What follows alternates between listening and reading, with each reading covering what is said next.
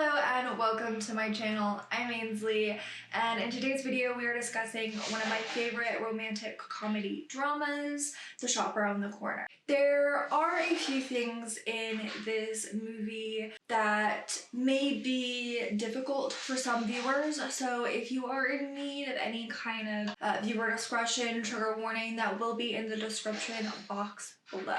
The movie follows two work rivals, people who are in much dislike of each other, who end up falling in love through correspondence, even though they don't really know that is each other. And of course, this is something that we've seen in You've Got Mail since, as well as other similar topics in the romance and romantic comedy genre through the years. So it's safe to say that The Shop Around the Corner has really had its influence in the genre, especially in the romantic and romantic comedy era. Released in 1940, The Shop Around the Corner was directed and produced by Ernest Lubitsch from a screenplay by Samson Ralphson, based on the Hungarian play Perfumery by Miklos Laszlo. The play and film follow a pair of employees at a leather goods shop in Budapest. While they can't stand each other, the two are unknowingly falling in love through anonymous letters. Oh, the days of being somebody's pen pal, and it's not, emails or social media or any of that jazz. It's just the simple written word.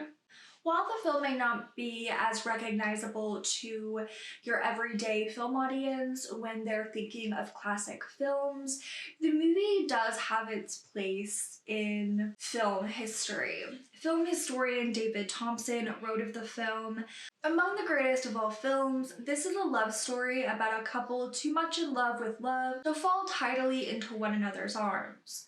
Though it all works out finally, a mystery is left, plus the fear of how easily good people can miss their chances.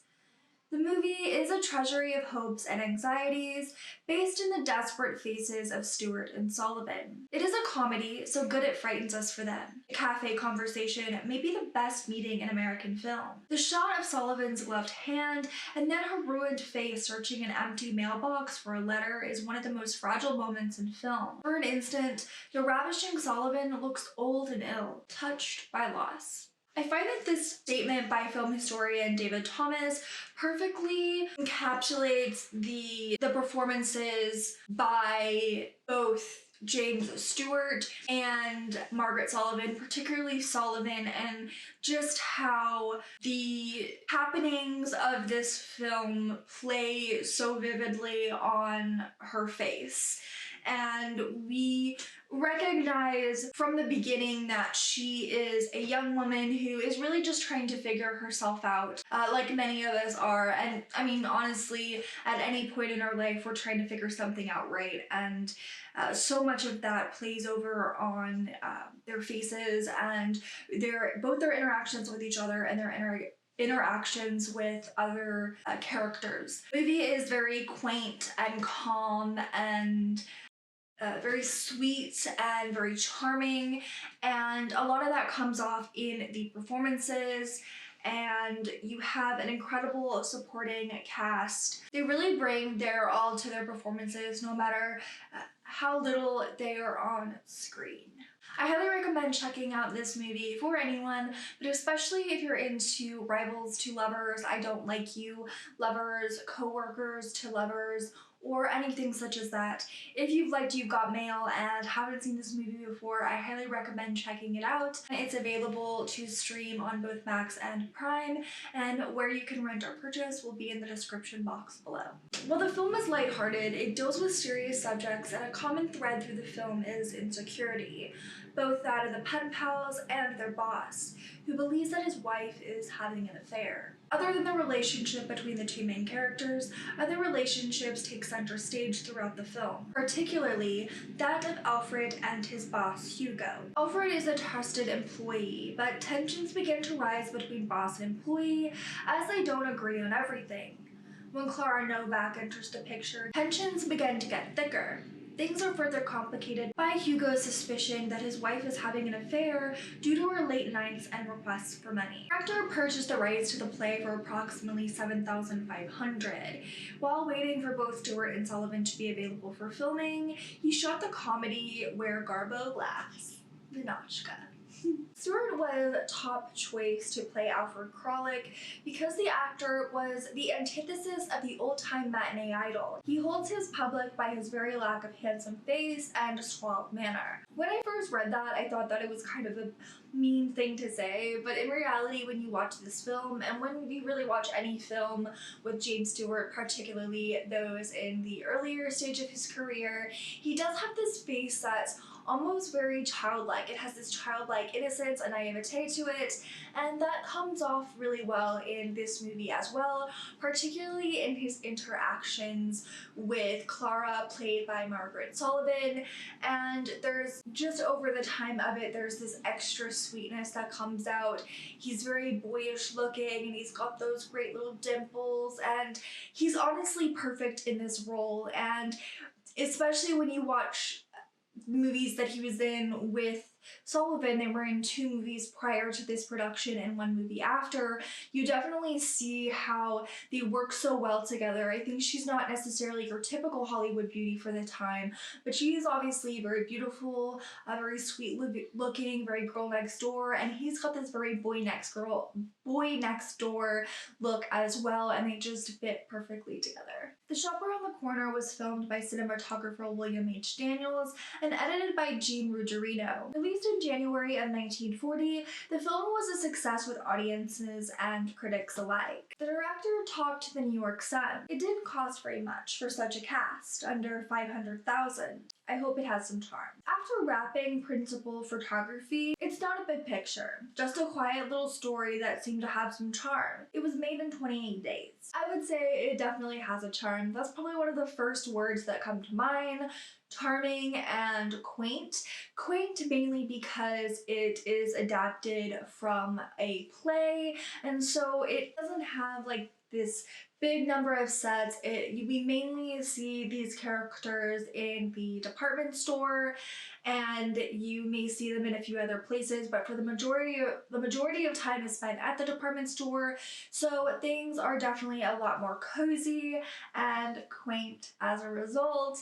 And I think that honestly adds to the charm of it. When I think of charming films, I think of movies like this where things are a little bit more compact as opposed to being vast. In his book, Ernest Lubitsch, Laughter in Paradise, the director called The Shop Around the Corner the best picture I have ever made in my life. I haven't seen a whole lot of this director's work, though I have seen Ninotchka, and chances are I may have seen a few more things here and there, as I've watched numerous films over the course of my life, and of course some more than others, but I definitely have to say that this film and Ninotchka are 2 that have stood out to me, and if I had to choose my favorite between the 2, I would have to say it's The Shop Around the Corner. It's the one I saw the most, the one I love to watch when we get into winter and cozy season, and it's not this super overt Christmas movie, but it definitely is set around that time and as it leads up to Christmas, and Christmas is a part of this movie. It's not so overtly so if you're not super into Christmas movies but you like yourself a little romantic comedy, I think that this is absolutely perfect. I myself am not the biggest romantic movie person or romantic comedy. I'm definitely getting a little bit more into them thanks to various books, and a lot of older films is where I tend to get my romantic comedies and my romance films, and this one in particular is one that I love to go to regularly. I think the way that James Stewart looks at Margaret Sullivan, and even the way she looks at him, it's so just authentic and genuine, and you truly believe that these 2 people are in love.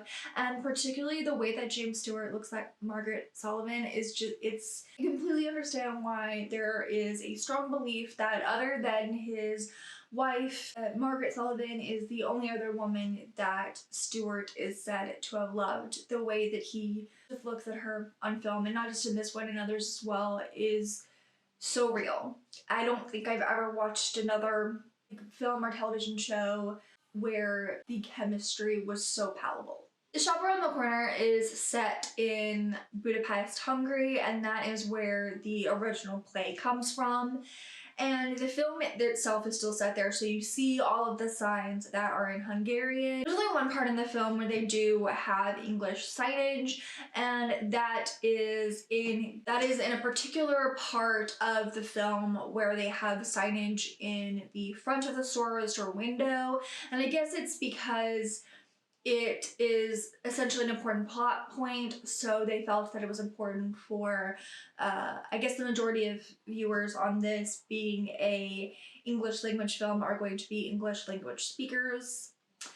So they thought that was important. I don't think I necessarily agree with that, but maybe for the time, that did seem a little bit more important. James Stewart plays Alfred Kralik, who is the top salesman at a leather goods shop in Budapest, owned by high-strung Mr. Hugo Matuszek, played by Frank Morgan.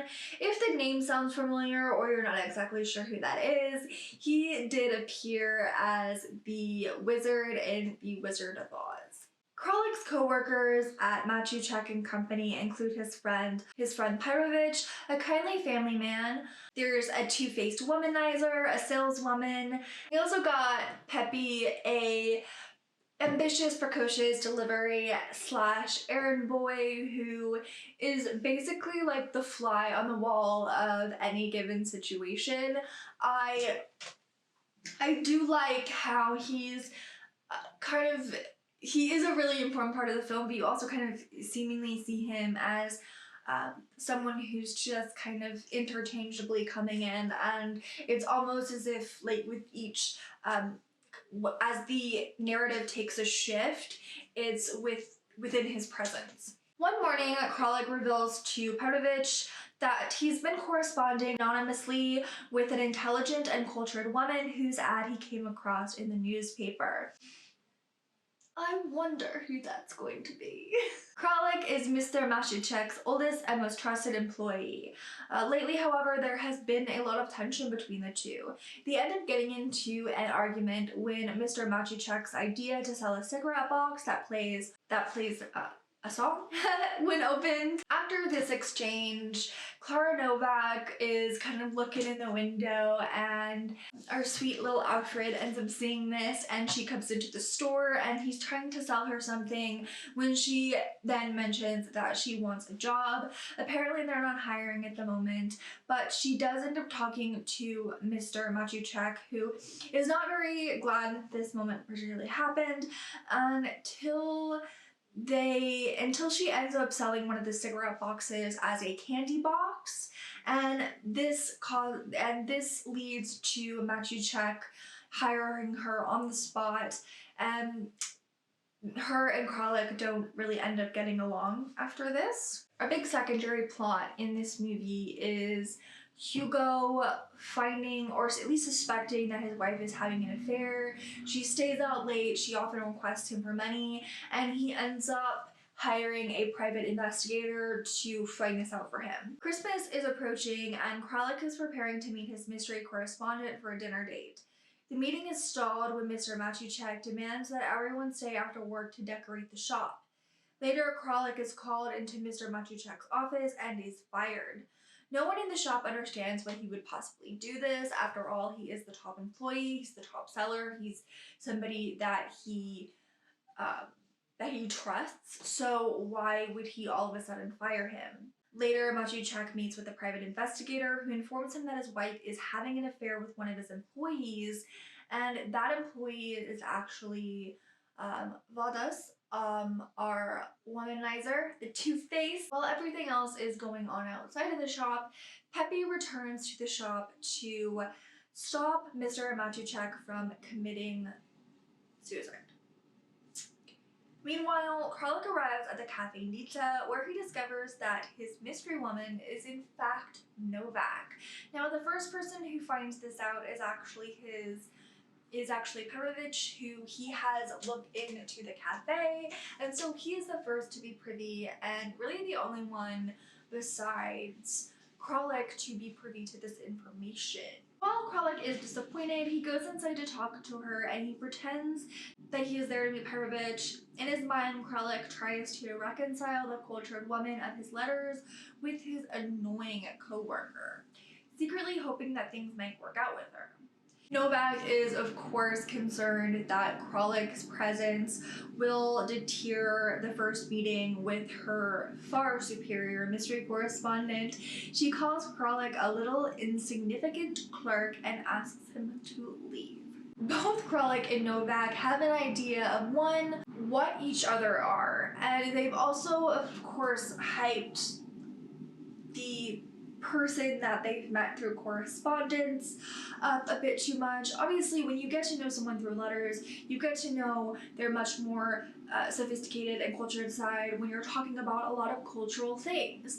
And that's not something they really get to talk about. So there's a lot of misunderstandings and judgments, and I think it's a lot easier to understand that happening in the context of work, because you're really, or oftentimes you can only really get to know 1 to 2 sides of them, and when you're not really showing your true self to someone, it's a lot easier to just have these really snappy judgments. Later that night, Kralik goes to the hospital to visit Mr. Matuchek, who offers him a job as manager of Matuchek and Company. Grateful to Peppy for saving his life, Mr. Matuchek promotes him to clerk. The next day, Novak calls in sick after her mystery man failed to show. The night, Kralik visits her at her apartment. During his visit, she receives a letter from her correspondent and reads it in front of Kralik, who wrote the letter. And she reads it in front of Kralik. This is one of my favorite moments in the film. 2 weeks later, on Christmas Eve, Matuchek and Company achieves record sales. Kralik and Miss Novak, alone in the shop, talk about their planned dates for the evening, and Miss Novak reveals that she had a crush on Kralik when they first met. Of course she did. Of course. I definitely would. After pretending to have met Novak's mystery man, Kralik puts a red carnation on his lapel and reveals to her that he is her mystery correspondent, and they kiss. This movie is honestly one of those that brings out the giddy, giddy romantic in me. I don't like to consider myself the most romantic person, though I do love a good romantic poetry, and I'm obsessed with this film. So maybe I'm just in absolute denial. It's also important to say that Kralik did in fact fire the two-faced womanizer who, at the beginning of this film, shows up in this very garish outfit that was obviously brought to him by his older, richer lover, or technically his boss, his older lover's richer husband. So, it was great to see him fired. Of course, he didn't take it particularly well, which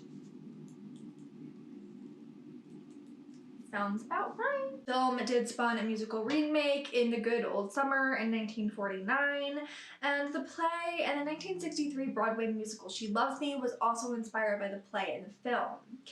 The film You've Got Mail, released in 1998, revolves around 2 people who dislike each other while developing an anonymous romance by email correspondence. As we had already mentioned, there is a strong possibility that James Stewart was madly in love with Margaret Sullavan, and it seems pretty apparent on screen. There is nobody in any other film that Jimmy Stewart has been in where he has had that much chemistry with them. There is something very particular, there is something very special about the relationship that these two had on screen, and whatever the relationship that they had off screen really translates quite beautifully in film. And I also just love that they're the same age. Of course, you would have films where there's this massive age difference, old enough to be a father, especially in this time, to their characters. Him appearing in films with Grace Kelly, and even though I absolutely love those films, I love him in Rear Window, and I love Grace Kelly in Rear Window. There's something particularly precious in this movie that adds to how truly sweet and romantic it is to have these just being, two young people in their 20s who, in a working situation, don't particularly like each other, but are falling in love through this correspondence. And then he finds out, I'm like picturing it in my head. I just think they're both so beautiful, and they're both so beautiful together, and if you haven't seen this film, even being completely spoiled on it, it's still a film you can truly enjoy, especially if you just want a little romance that can turn you into like a giddy schoolgirl or something like that, You may not be able to really understand it by looking at Margaret Sullivan, but apparently she could be quite scary with her temper. Apparently it was widely known throughout Hollywood, at least the studios, that Margaret Sullivan had a lot of contempt for Hollywood, which is something that that is something that I 100% understand. I find, I would have contempt for it today. I do. I love film, but the industry itself is, yes. And back in 1940, 100%. She worked a lot on stage, and she did work a lot on stage, and so she did have a lot of problems, but apparently her and Stewart got along quite well. It was a lot easier for him to deal with her temper. I think, he knew her a lot better too, so it's a lot easier for him to, I guess, deal with that. This is actually some trivia that was on IMDb. I know that this isn't always completely accurate, but this seems to be a common thread through just anything that you read about Margaret Sullivan and films that she's been in. Even though Margaret Sullivan was infamous for her quick temper and disdainful attitude towards Hollywood, James Stewart counted working with her as one of the great joys of his professional career. And because he knew her personally, he was more equipped than most of the cast and crew members to deal with her frequent and volatile emotional outbursts. I had actually read somewhere that Louis B. Mayer was actually kind of scared of her. He didn't like to really deal with her, and of course it's not great to be in any environment, especially a working environment, and to be so volatile and have frequent emotional outbursts. It is important to say that Sullivan was obviously living with a mental illness, and I don't think it either wasn't being treated or it wasn't being treated well. And not only do we know a lot through that, we also know that this is something that obviously goes through in our family, with 2 of her children being lost to unaliving themselves, and Sullivan ended up passing away from what is believed to be an accidental overdose. And I'm just glad that she had someone like James Stewart, who's a true friend to her and somebody that she got along with, at least, even though she may have had some issues there. I'm glad that they got along really well. I haven't seen Margaret Sullivan in enough. I think I need to really rectify that, because she is truly talented. She's so sweet. She has this very beautiful, just honest face, if that makes any sense. Before moving forward, I did want to read this little quote by Joshua Logan. She was so attractive and so beautiful, and she had so many little southern tricks to win you, but she was willful as all get out. From the 2017 dual biography of Henry Fonda and James Stewart, Hank and Jim, by film historian Scott Eyman. If you've gotten to this point and you haven't seen the movie, I highly recommend checking it out. I'm going to say it again, I highly recommend checking it out. I count it as one of the best romantic comedies ever made. I believe that it deals very well with some serious subject matter, and it doesn't allow the character of Hugo and what he is going through to be simply in the background. It becomes, while it is a secondary storyline to this romance that is unfolding, it doesn't just sit in the background as fodder. And that is very important when you're discussing a subject such as suicide and a suicide attempt, especially regarding, this, it kind of gets taken off a little bit, but I think in terms of what is truly expected of people, or their own expectations for certain things. So it's crazy to see something so serious in a movie that's relatively lighthearted and just utterly charming. But I do like the way that they dealt with the more serious stuff along with their sweet little stuff. Thank you for taking the time out of your day to watch and listen to me rant and rave about one of my favorite romantic comedy drama films of the 1940s and of all time. If you haven't seen it before, I hope that this video helped you make the decision to go and watch this film. Where you can watch it, rent it, or purchase it is in the description box below. If you've seen this movie, I would love to hear your thoughts in the comments. I would love to discuss it with you. We can rant and rave together. I hope you were having a great holiday season, and I do think I want to do a video or one more Christmas video. I'm also prepping for a video that is going to be my first video of 2024, and I've been doing a lot of prep for next year as well, just seeing the different things that I want to do and talk about. Some things are still going to remain pretty random, but I want to be as prepared as possible, so I at least get 4 videos out every month. And I mean, there may be a break here and there, but that is the plan. That is what I really want to do, is have 4 videos out a month next year. And so yeah, that's kind of where I am at this time. I hope you're having a very Merry Christmas, a Happy Hanukkah, whatever you celebrate, however you celebrate. I hope you're having a good time, and I'll see you next time.